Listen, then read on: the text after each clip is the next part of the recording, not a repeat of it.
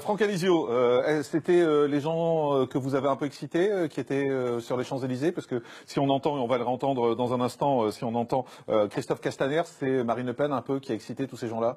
Non, non, non, non. Enfin, je veux dire, l'appel de Marine Le Pen aux séditieux. Bon, il n'y avait pas de séditieux, il n'y avait pas eu d'appel de Marine Le Pen aux séditieux. Bon, enfin, c'est du. Pourtant, Christophe Castaner l'a visé directement. On l'écoute et vous réagissez juste après.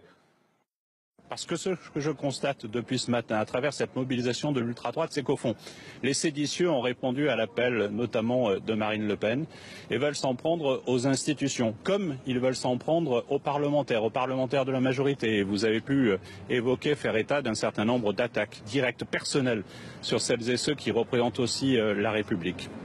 J'en appelle à nouveau à la responsabilité. Franck Alizio, Rassemblement National, là c'est clair, c'est Marine Le Pen qui montrait du bois. Oui, c'est du très grand n'importe quoi, mais c'est honteux, parce qu'il est ministre de l'Intérieur. Et là, il n'est pas le premier flic de France, il est le premier militant En Marche de France. Il a remplacé Benalla, c'est le garde du corps de Macron, c'est tout. Le ministre de l'Intérieur, c'est ça. On a entendu hier le ministre du Budget, Darmanin, parler de la peste brune qui défilait sur les Champs-Élysées. Mais où on est? Je veux dire, où on est? C'est n'importe quoi. Vous condamnez les violences?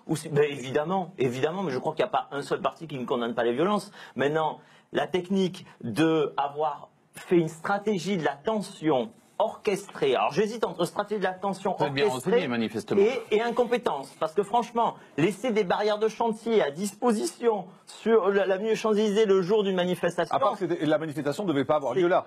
Les Champs-Élysées ont été ouverts dans la nuit. Les Champs-Élysées ont été ouverts dans la nuit. Mais à partir de là, tout le monde savait que les manifestants allaient aller sur les Champs-Élysées, évidemment. Bruno Kittel, juste un mot. Juste un mot. Il ne faut pas oublier, il faut assumer que lorsque le ministre de l'Intérieur a déclaré la semaine dernière manifestation autorisée au Champ de Mars, tout de suite, Marine Le Pen a encouragé via un message. Oui, non, oui, non, non. Allez sur les Champs-Élysées. Elle a entendu de toutes parts les Gilets jaunes dire on n'ira pas sur le Champ de Mars, on ira sur... Donc c'est devenu la porte-parole des Gilets jaunes, vous êtes en train de nous dire. Je suis désolé, mais comme personne ne fait le boulot, automatiquement, il y avait normalement, il y a une négociation entre les organisateurs et le ministère de l'Intérieur.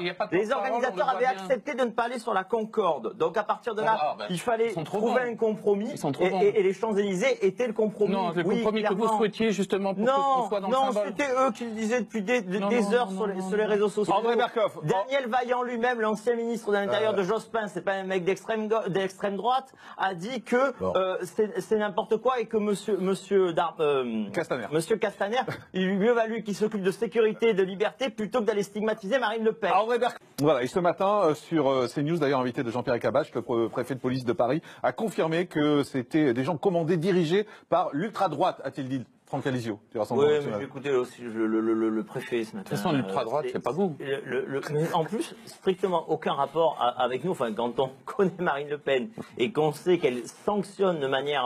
Elle a sanctionné sévèrement tout dérapage pendant des années. Enfin, franchement, aucun rapport avec nous. Mais donc c'est pas vous, c'est pas moi. Mais c'est pas nous, dit de près ni de loin. Vous savez ce que ça veut dire, gilet jaune?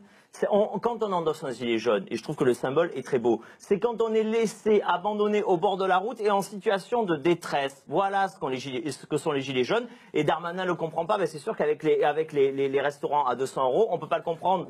Ça, c'est la référence et la réflexion qu'il a fait ce week-end de Darmanin, où il a expliqué qu'on ne pouvait plus dîner à Paris à moins de 200 €. Ce qui inquiète le pouvoir et la majorité, c'est que vous avez une révolte qui est populaire et c'est Macron contre le peuple. C'est en direct. Mais le peuple, des syndicats, Bruno Kittel, un dernier mot sur les commerçants. Juste, mais il y a beaucoup d'artisans et de commerçants parmi les gilets jaunes. Les gilets jaunes, c'est tout le monde. Et avant tout, et ça les commerçants le comprennent, c'est pour ça qu'il ne faut pas monter les uns contre les autres.